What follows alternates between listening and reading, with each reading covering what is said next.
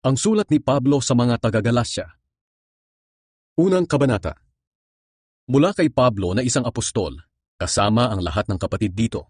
Ang pagka-apostol ko ay hindi galing sa tao o sa pamamagitan ng tao, kundi sa pamamagitan ni Hesukristo at ng Diyos Ama na muling bumuhay sa Kanya mula sa kamatayan.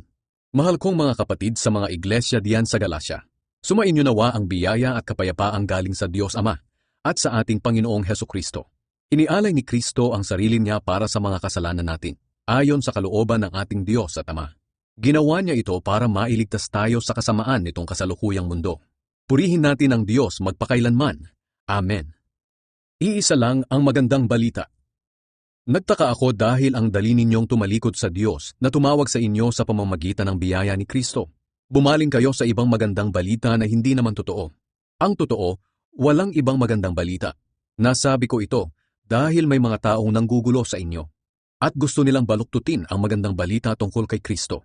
Sumpain nawa ng Diyos ang sinuman, kami o maging isang anghel galing sa langit, na mangangaral sa inyo ng magandang balita na iba kaysa sa ipinangaral namin sa inyo. Sinabi na namin sa inyo noon at muli kong sasabihin, kung may mangangaral sa inyo ng magandang balita na iba kaysa sa tinanggap ninyo, sumpain siya ng Diyos. Huwag ninyong isipin na ang nais ko ay malugod sa akin ng tao. Hindi, ang nais ko ay malugod sa akin ng Diyos. Kung ang ikalulugod ng tao ang hinahanap ko, hindi ako tunay na lingkod ni Kristo. Paano naging apostol si Pablo? Gusto kong malaman ninyo mga kapatid na ang magandang balitang ipinangaral ko sa inyo ay hindi gawa-gawa lang ng tao. At hindi ko rin ito tinanggap o natutunan mula sa mga tao, kundi ipinahayag mismo sa akin ni Hesukristo. Alam naman ninyo ang dati kong pamumuhay noong kasapi ako sa relihiyon ng mga Hudyo. Inusig ko ng lubos ang iglesia ng Diyos at sinikap ko itong lipulin. At tungkol naman sa pagsunod sa relihiyon ng mga Hudyo, nahigitan ko ang marami sa mga kaedad ko dahil tapat kong sinunod ang mga tradisyong nanggaling pa sa mga ninuno namin.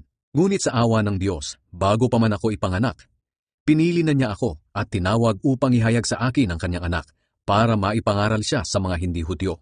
Nang mangyari ito, hindi ako sumangguni kanino man. Hindi rin ako pumunta sa Jerusalem para makipagkita sa mga naunang naging apostol kaysa sa akin. Sa halip pumunta ako sa Arabia at pagkatapos ay bumalik ako sa Damascus. Pagkatapos ng 3 taon, pumunta ako sa Jerusalem para makipagkita kay Pedro. 2 linggo akong namalagi sa kanya. Wala na akong nakita pang ibang apostol maliban kay Santiago na kapatid ng Panginoon. Totoo ang lahat ng sinasabi ko sa sulat na ito at alam ng Diyos na hindi ako nagsisinungaling.